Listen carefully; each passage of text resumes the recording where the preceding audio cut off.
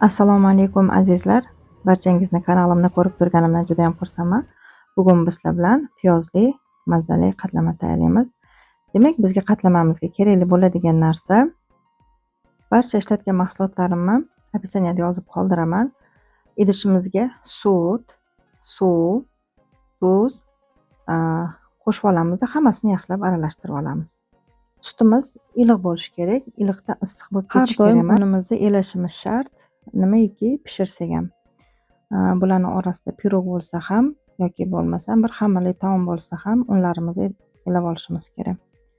Endi biz unimizni elaganimizdan keyin asta-sekinlik bilan xamir qorishimiz kerak. Xamirimizni juda ham qattiq qorishimiz kerak emas, sababi agar qatlamani xamiri qattiq bo'lib ketadigan bo'lsa, u duxovkada pishgani sari juda ham qattiq bo'lib pishib qolishi mumkin.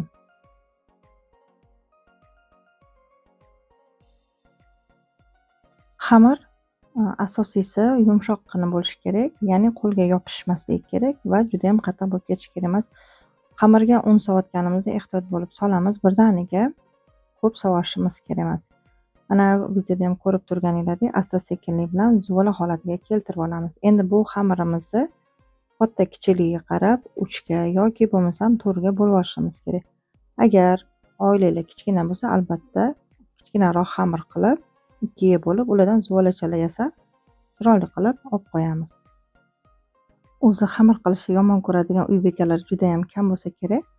Xuddi meni o'zim ham xamir qilishni juda ham yaxshi ko'raman. Eng yaxshi ko'rgan hunarlarimdan biri bo'lsa kerak albatta. Mana uchala xamirni ham bir xilda bo'lib oldik. Endi bularni zuvala holatiga keltirib olganimizdan keyin tarelkamizni ozgincha unlaymiz.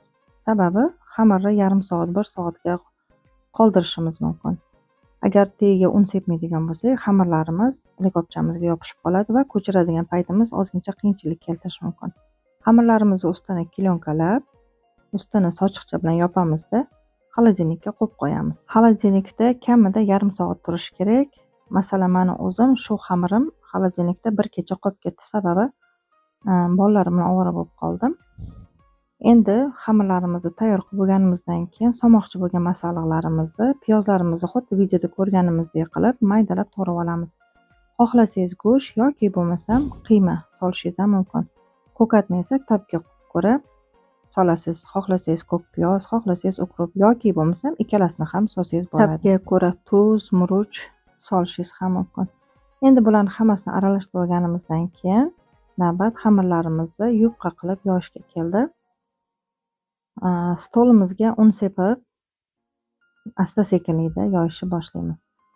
Bu videoda meni stolim juda ham kichkinalik qildi xamir yoyishga. Agar stolinglar kattaroq bo'lsa, xamirni juda ham yupqa qilib yoysanglar, qatlamamiz ham juda ham chiroyli va mazali chiqadi.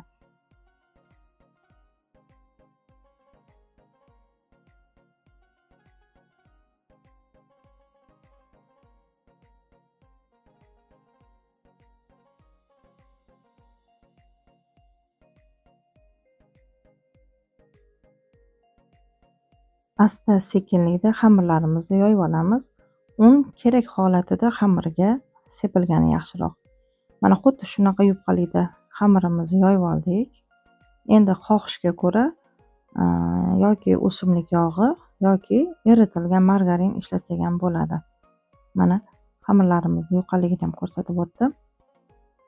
Margarinni iloji boricha yo 72% yoki 83% eritib ishlatamiz. Yoki bo'lmasam oddiy o'simlik yog'idan foydalansak ham bo'ladi. Endi buni hamma joyiga imkon qadar yog'i yetkazishga harakat qilamiz. Mana xuddi shunday qo'l bilan yoyib olsak ham bo'ladi yoki bo'lmasam cho'tka ishlatib yog'imizni yoyib olsak bo'ladi. Endi masallig'imizni ham nechta zuvala bo'lgan bo'lsak, masallig'imizni ham xuddi shunday qilib bo'lib olamiz. Men o'zim masallig'imizni 3 ga bo'lib oldim. Agar sizda zuvalangiz 2 ta bo'lsa, masallig'i ham shunga yarasha qilib 2 ga bo'lib olasiz. Masallig'imizni xamiri chetlarigacha yetib borish kerak. Xuddi xamiri chetlariga margarin va o'simlik yog'ini surib yetkazganimizdek. Endi masallig'imizni yoyib bo'lganimizdan keyin asta-sekinlikda xuddi videoda ko'rib turganingizdek xamirimizni o'rashni boshlaymiz. Xamirni imkon qadar zichroq qilib o'rashimiz kerak. Sababi buni yoyayotganimizda agar zich o'ramasak, xamirlarimiz ochilib ketishi mumkin. Videoni orasida gapirib o'tmoqchiman, bu qatlama juda ham mazali chiqadi. Ayniqsa biz o'zimizni bolaligimizda yeb katta bo'lgan qatlamalarımızdan bittasi desak ham bo'ladi. Juda ko'pchilikni adashmasam esida qolgan, kimlardir buvisi tayyorlab bergan, kimlarnidir oyisi tayyorlab bergan. Mana endi vaqt o'tib o'zimiz ham ona bo'ldik, buvi bo'ldik. Mana nevaralarimizga, farzandlarimizga tayyorlab beradigan navbat endi bizga keldi shekilli. Xo'sh, endi ishimizga qaytadigan bo'lsak, mana xuddi shundoq qilib qolganini juvada yoyishni boshlaymiz. Agar mabodo uyimizda juva bo'lmasa, qo'rqinchli joyi yo'q. Buni qo'limiz bilan ham, mana videoda ko'rsatib o'tdim, qo'lda ham amallasak bo'ladi bemalol. Juvada emas, agar qo'lda yoyadigan bo'lsak, asosan o'rtasini ko'proq bosishimiz kerak. Chunki duxovkada pishayotgan mahali o'sha o'rtasi pishmay qoladi. Xo'sh, mana endi listimizga ham olamiz.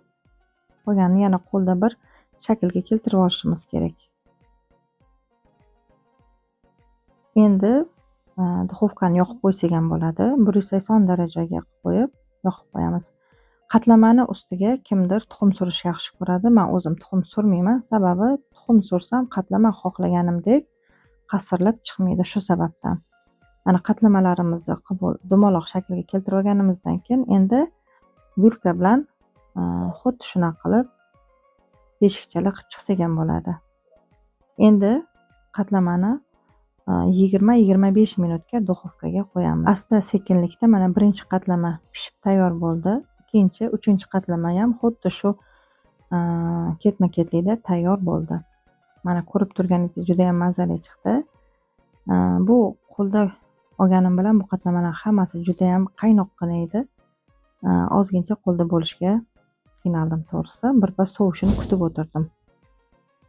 Mana bismillah deb qatlamalarimizni ham asta sekinlikda bo'ldik.